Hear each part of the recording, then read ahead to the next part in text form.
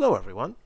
In this video we're going to talk about one of the important building blocks of using Main Street Sites and the many features that are available to you, and that's the class schedule.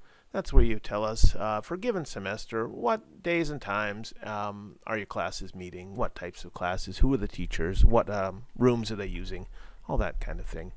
And to set the stage a little bit, we'll look at the front end, and we see here a class schedule. We've got a fall semester and a winter semester. We've got a class type filter, and here are all the classes that have been created for that semester. And the system knows what type of class, what day and time, teacher, etc. And of course here we see a register button that would lead people into the registration system. Other ways that classes are used on the front end, just by way of example, we've got a calendar page. The calendar page will know all the times that your classes meet, so it will show them on the relevant days, as you would expect, and we see that here. Other things that you'd see would be the drop-in scheduler here. It knows what classes are available for drop-ins, and it will list those to people signing up for drop-in classes. Another example here would be classes for a particular teacher on your website. You can certainly do that, so you can slice and dice your classes to share them with your customers. One final example here would be locations. Locations know what classes belong to them, so here's a location and here are the semester classes for those locations. If we go to winter, here are the classes being held at that location. So how does this all come together? Let's take a look. That would be on the back end. So we'll switch to the back end, and when you want to set up your classes, you go to Manage and then Classes in the Class submenu.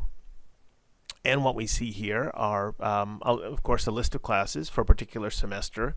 In this case, it's the winter semester. And we've got filters here for location, teacher, class type, day and time, as you would expect.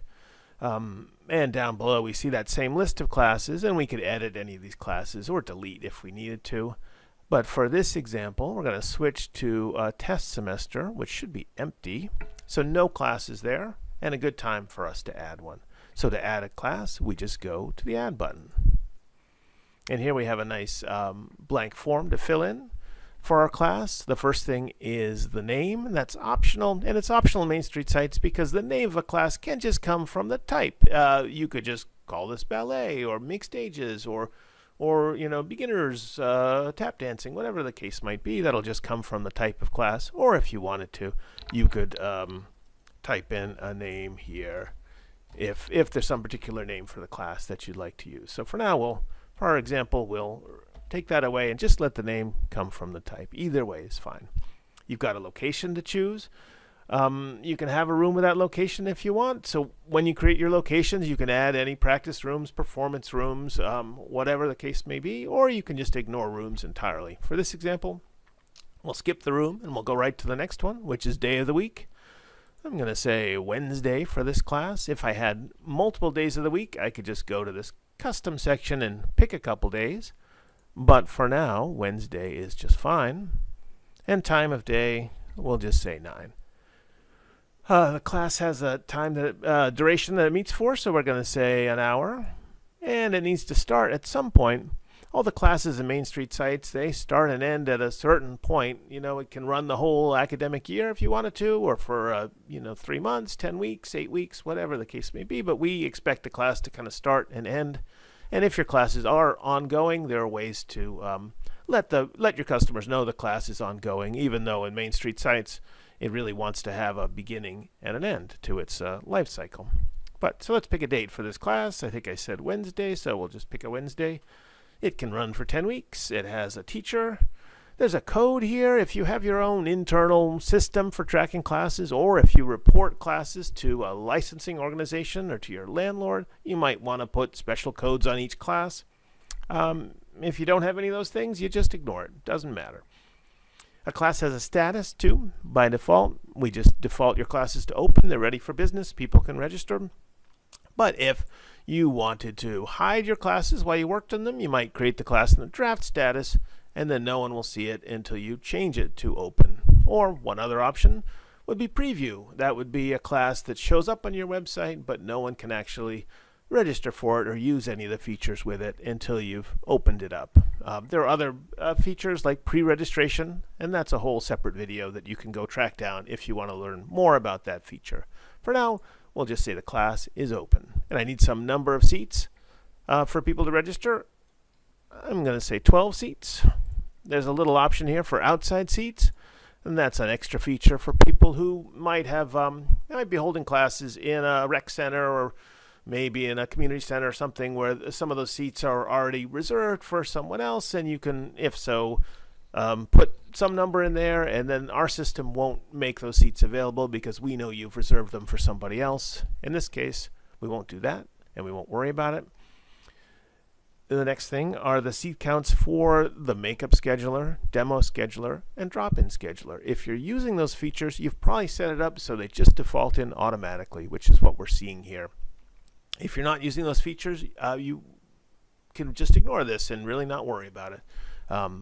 Take a look at the corresponding videos on those features to learn more about those things. For now, we'll just ignore them.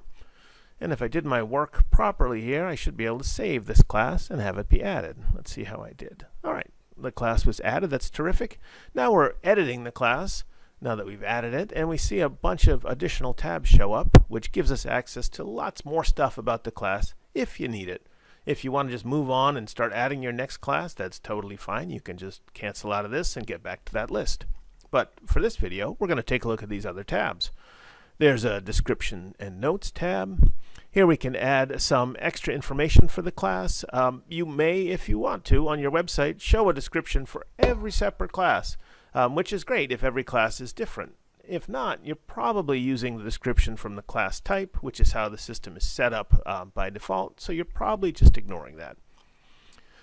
If you want a special note that people should see when they register for a class, like be sure to bring your materials or be sure to wear a hat, whatever the case might be, you could add it to your registration note.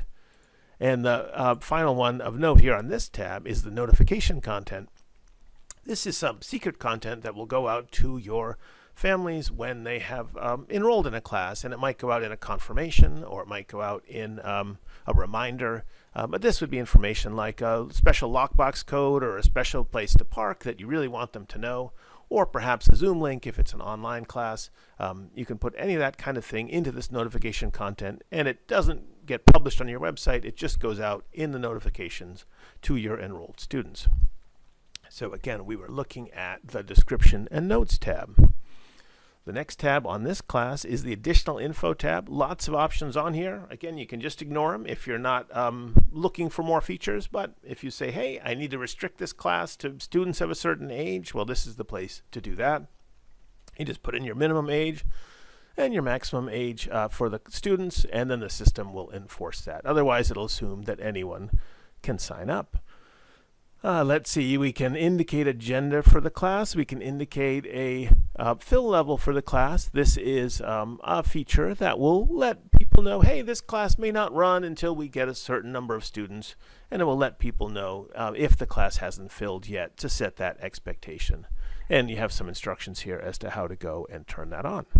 Other options here are for all kinds of special cases. If you want to hide a class from the calendar page, or if you want to hide it from the registration page or close registration a certain number of days after the class begins, you have all these kind of options here. You can require a second choice for this particular class, whatever the case might be. There's another feature on classes, which is categories. If you decide that for your business you want to have, you'll be able to categorize your classes into different groups. That's totally up to you. You can create the groups and categories and then assign each class to a group. This is done in language schools. They might have a beginner class, but then they might have categories by type of language, for example, Spanish, French, Chinese, whatever. In this case, we've got dance style as a category, and this class is defaulting into ballet, and we'll just leave it there for now. So again, that's a custom option you can get into if you'd like to, and then you can use that throughout the system. For now, though, we'll just skip over that. And we've got some other features about pricing and fee generation.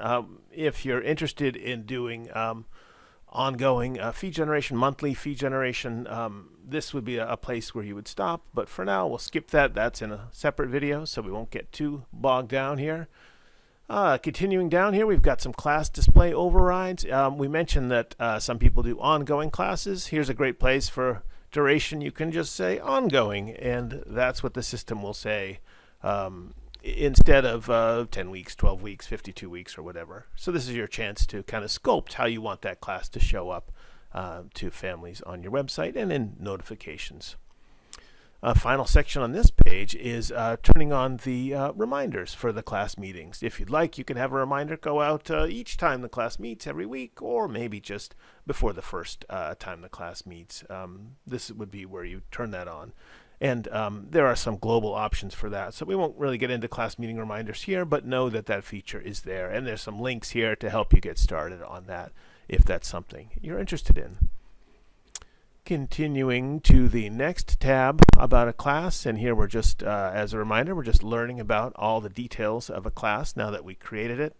On the class meetings tab, we see all the meetings for the class. We said it was a 10-week class meeting on Wednesdays at 9, and the system has figured out what those 10 Wednesdays look like. I can then edit any of those. We could cancel one if we needed to, or move it, or assign a substitute teacher. All those things are available now that we have this list of class meetings. And as you might imagine, this is the information that shows up in the calendar. So if I do change a class from 9 to 10 on a given day, the calendar will update appropriately. And of course, the reminders would be updated as well. So everything is connected and updates when you make those changes.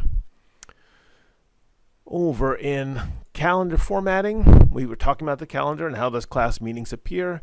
If you want, you can have your class, this particular class, show up with a different format. Maybe it shows different information because there's something particularly important here. Maybe we want to show the week number of the class, or we want the text to be a certain color. All those things are possible. There's a global setting for this, but this is a way of saying this particular class, it's going to have this presentation. We won't do more with that, but you'll know that it's there if you want to get into it. The final tab on the class here is the enrollments tab. We just created this class, so there are no enrollments, but if you had your class was full, you had 12 enrollments here, you'd see them all in this list, and you can edit them from there, assign people to different classes, or add more enrollments, delete enrollments, whatever you need to do. That all happens from here. And let's see an example of that. If we click add here, we'd go right into adding an enrollment for this class. That's beyond the scope of this video, so I'm going to cancel out of that. And we'll just mention in passing that at the bottom of the enrollments tab, we have a nice summary of all the enrollments in the class to let you know how many families are in the class, how many people are waitlisted, all that sort of thing that you might want to know. And from here, you can filter the enrollments based on their status. But in this empty class, we don't have those at this time. So let's go back to the list of classes here. And we see our one class created in our test semester. And that's going to take us to the end of this initial video about working with classes. As a reminder, you can always go to the help system, go into general help, and you'll find that the help system just mirrors the navigation in the back end. So I can just go to manage, I can go to classes, and there's that classes submenu, and all kinds of helpful articles about how we work with classes, just like we did in this video. All right, thank you so much. That's the end. See you in the next video.